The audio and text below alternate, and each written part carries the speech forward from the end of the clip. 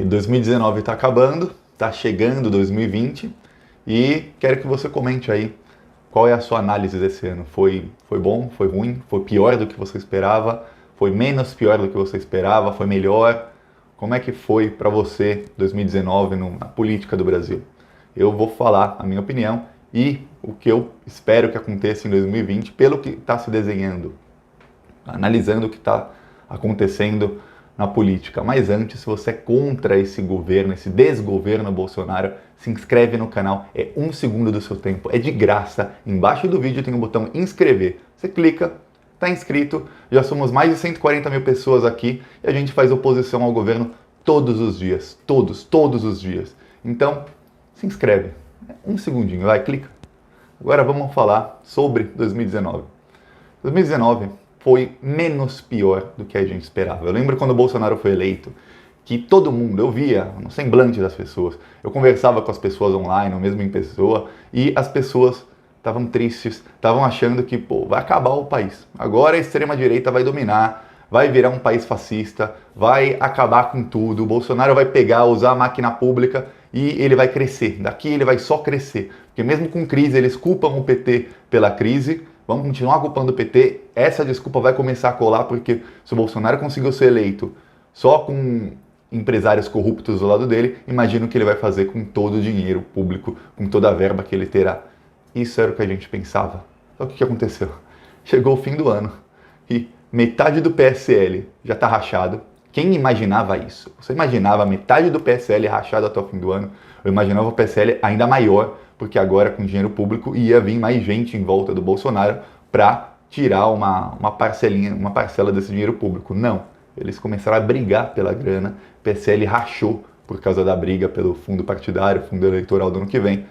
O Bolsonaro perdeu vários aliados. O Bolsonaro começou, no começo do ano, eu lembro que o PSL, o Bolsonaro, eles apoiaram o Rodrigo Maia para ser presidente da Câmara dos Deputados. E no fim do ano, o Rodrigo Maia só bate no Bolsonaro, bate no Sérgio Moro. O Bolsonaro está brigando com o Moro. Cada vez mais a gente vê um racha entre Bolsonaro e Moro. O juiz de garantias foi um grande exemplo. O Bolsonaro conseguiu brigar com o governador do Rio de Janeiro, que foi eleito, estavam os dois sempre juntos. Estava com o Flávio Bolsonaro toda hora. E o Ministério Público do Rio de Janeiro está investigando a rachadinha do Flávio Bolsonaro, está investigando os funcionários fantasmas, está investigando o Carlos Bolsonaro pela inteirinha dele, que são também funcionários fantasmas que ele tinha.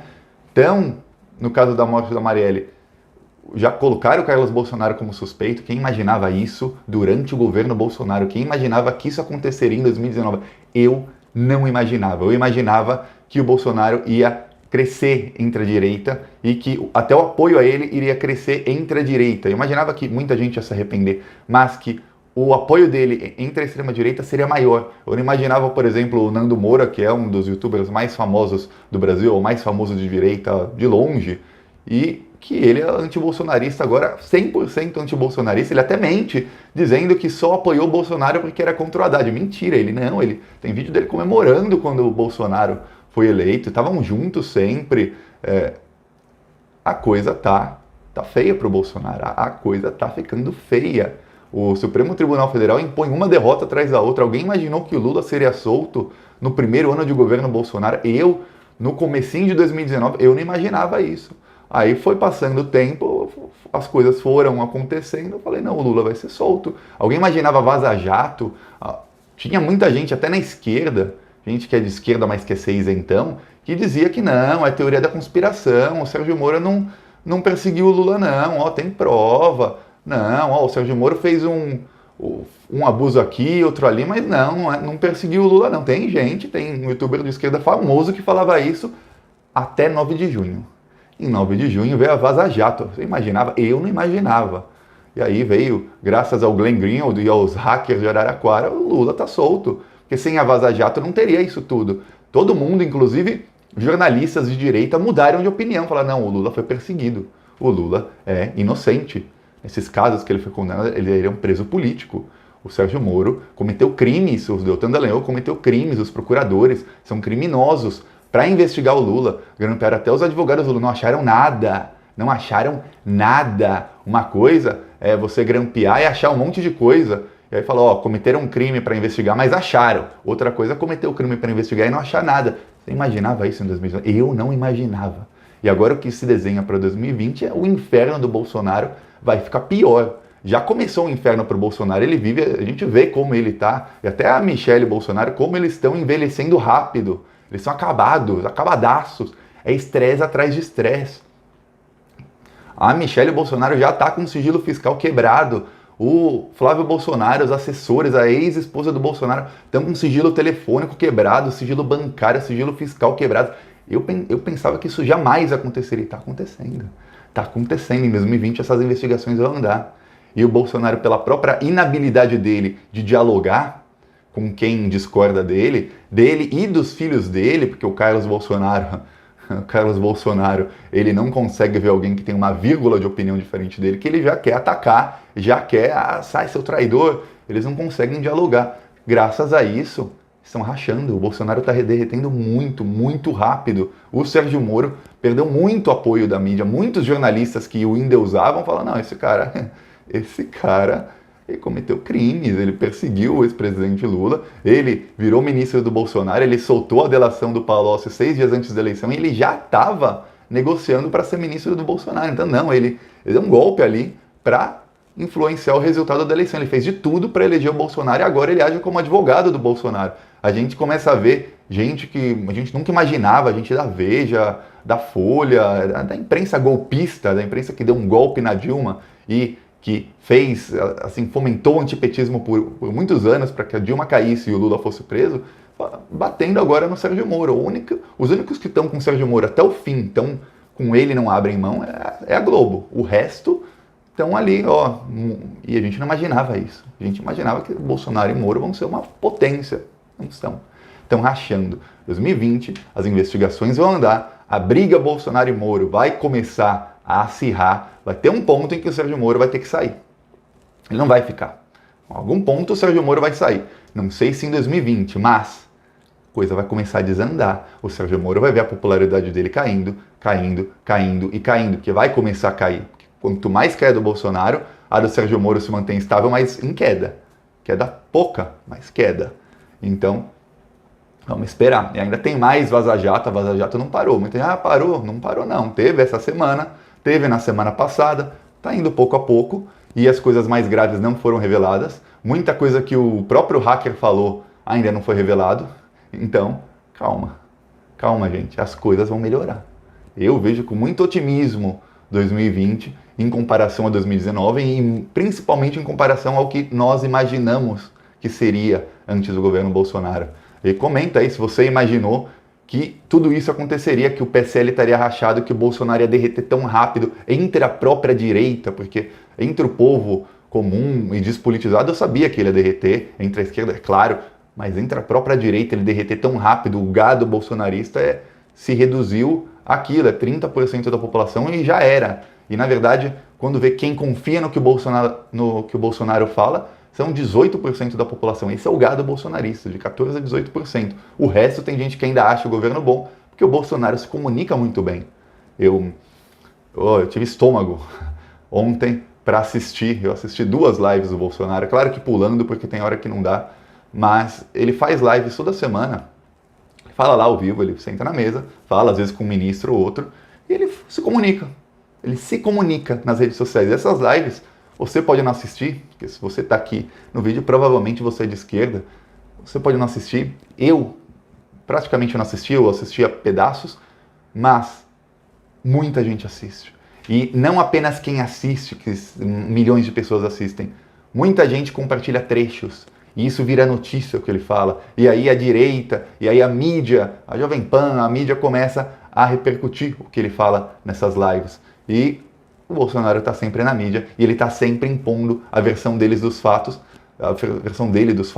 sempre impondo a narrativa dele e muito também graças à também inabilidade dos jornalistas ou, não sei, burrice de muito jornalista que vê o Bolsonaro mentindo e coloca lá na manchete a mentira do Bolsonaro, não desmente, coloca lá. Quantas vezes isso não aconteceu esse ano? Mas ele se comunica. E aí ele consegue ainda segurar 35%, 36% de aprovação, mesmo sendo que o gado dele é bem menor que isso.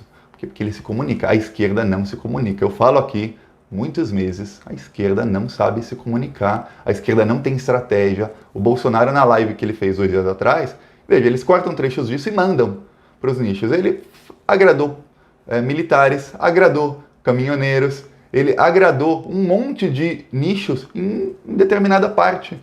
Ele ficou 1 hora falando, aí, fala isso, fala aquilo. Ele, por exemplo, ele falou sobre o preço alto da carne. Ele falou, não dá para eu tabelar a carne, porque para tabelar a carne, para ser mais barata, teria que diminuir o preço do frete dos caminhoneiros. Uma coisa não tem nada a ver com a outra, mas ele põe aquilo, eles compartilham, ele começa a ganhar apoio em coisas que ele está totalmente errado. E a esquerda não se comunica. O Lula fez um vídeo, eu falei, o Lula fez um vídeo de 10 minutos falando isso. Depois que a gente aqui do canal, eu fiz um vídeo falando, Lula tem que fazer um vídeo. Teve mais de 150 mil visualizações o vídeo que eu fiz isso. Com certeza chegou no Lula e ele fez um vídeo. É isso o que o grande líder da esquerda fez e ele tá solto já faz um bom tempo. Um vídeo. Ele não se comunica, a esquerda não se comunica, o PT não sabe se comunicar. E é isso. Uma prova de que o PT não sabe se comunicar é que o Bolsonaro foi eleito com um voto da maioria da população jovem. Os jovens, 80% votaram no Bolsonaro. Os jovens, eles foram educados durante a gestão do Haddad como ministro da Educação. Ele foi ministro da Educação, se eu não me engano, 9 anos. Então, e ele criou ProUni, Reúne, FIES, Ciências Sem Fronteiras, um monte de coisa. E os jovens não votaram nele. Eu tenho conhecidos que se formaram em universidades criadas no governo do PT, na gestão do Haddad como ministro, fizeram Ciências Sem Fronteiras, ganhando bolsa do governo, do PT, criado pelo Haddad, e votaram no Bolsonaro. Ou gente que também fez isso tudo e não foi votar, porque não queria votar no PT de jeito nenhum. Eu tenho conhecidos, vários, que se formaram ou ainda estudam pelo ProUni e votaram no Bolsonaro, ou não votaram no Haddad, não foram votar, ou votaram branco e nulo. Vários. Por quê? Porque o PT não se comunica. Não se comunica. Não adianta você fazer e não mostrar que está fazendo. A população não tem obrigação de ir atrás da informação. Não tem. Tem gente que diz, a culpa é da população. Não, não é. Você faz, você tem que mostrar. A população está muito ocupada vivendo a vida deles. Todo mundo tem problema, eu tenho problema, você tem problema. Todo mundo tem problema e está resolvendo os seus problemas. As pessoas não foram educadas para se politizarem. Não foram, nunca foram no Brasil. Então ninguém tem obrigação de ficar indo atrás da informação 24 horas por dia, de saber, eu me formei no ProUni, eu tenho que gostar aqui do Haddad, o que estão falando do PT aqui é mentira. Não tem, eles veem a manchete, eles leem, tá lá na Globo, tá na Folha, tá no UOL, no Estadão, e falam, o PT é corrupto, dane-se. Acabou a bateria da câmera, cortou o vídeo. Então, o pessoal esquece do que o PT fez, porque o PT não se comunicou. Um exemplo, a gestão do Haddad como prefeito de São Paulo não chegou nem no segundo turno e fez uma boa gestão. Fez uma prefeitura que era para ele ter se reeleito, mas ele não sabe se comunicar, o PT não sabe se comunicar, a esquerda não sabe se comunicar. Os comunicadores da esquerda são dos anos 90. Só que em 2011, 2012, 2013 aconteceu uma coisa, as redes sociais, todo mundo tem uma rede social na palma da mão, todo mundo, 82% da população, se eu não me engano, tem celular. E aí você fala, mas tem 18% que são os mais pobres, não tem ou não tem internet, mas aí quando você vê quem vai votar e quando você vai ver a abstenção, esses mais pobres que não têm celular, geralmente são eles que não vão votar no dia da eleição.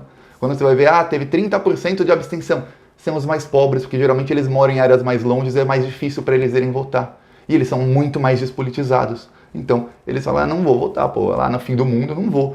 Então, quando você vai ver a abstenção, esses 18% não contam muito o voto deles. Conta dos 82% que tem um celular na palma da mão, tem WhatsApp, tem Facebook, tem Instagram. Os jovens estão no Instagram, não estão nem no WhatsApp mais, estão no Instagram. E o PT está no Instagram, a esquerda está no Instagram, o Bolsonaro está. Os deputados todos da extrema-direita estão, e eles estão se comunicando muito bem, e eles estão fazendo uma coisa que a esquerda não faz, eles divulgam outros comunicadores de esquerda, outros influenciadores, e eles crescem a rede deles. Entre as pessoas despolitizadas, eles crescem. Eu tenho vários amigos que não gostam de política e seguem pessoas de direita, de extrema-direita, influenciadores. Por quê? Porque eles se divulgam entre si, eles não ficam com aquela comunicação chata, pesada da esquerda, eles sabem se comunicar, eles eles têm estratégia, eles dividem a população em nichos e falam, eu vou mandar mensagem aqui para ele, vou mandar para ele. Eles cortam trechos de vídeos do Bolsonaro e mandam nos grupos de WhatsApp de determinadas pessoas, determinadas áreas, e aí eles mandam no Instagram também, e eles vão se comunicando e eles continuam sempre impondo a narrativa deles. A esquerda, não. A gente vê que tudo que eu falei aqui, que 2019 foi menos pior do que a gente pensava que seria, tudo foi graças às atrapalhadas do Bolsonaro e as brigas que ele causou com a direita, que eles se causaram. Não foi nada graças à oposição da esquerda, porque a esquerda ganhou nisso, ganhou naquilo. Não foi. A gente vai ver 2020 agora vai ser um bom termômetro.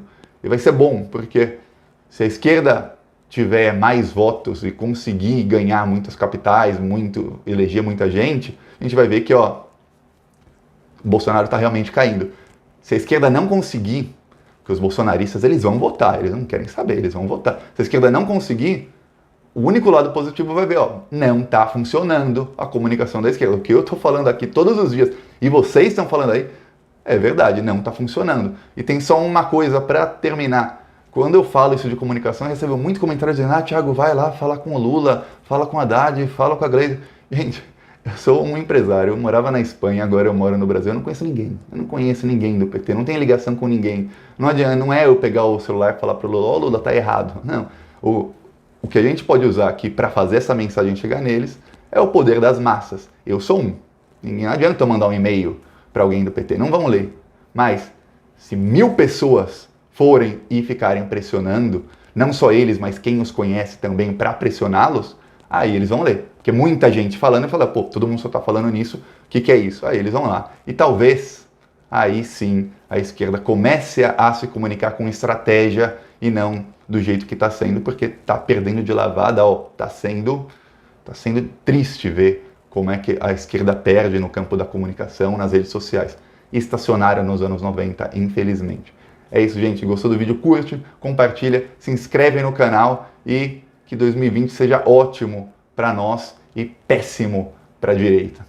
Falou!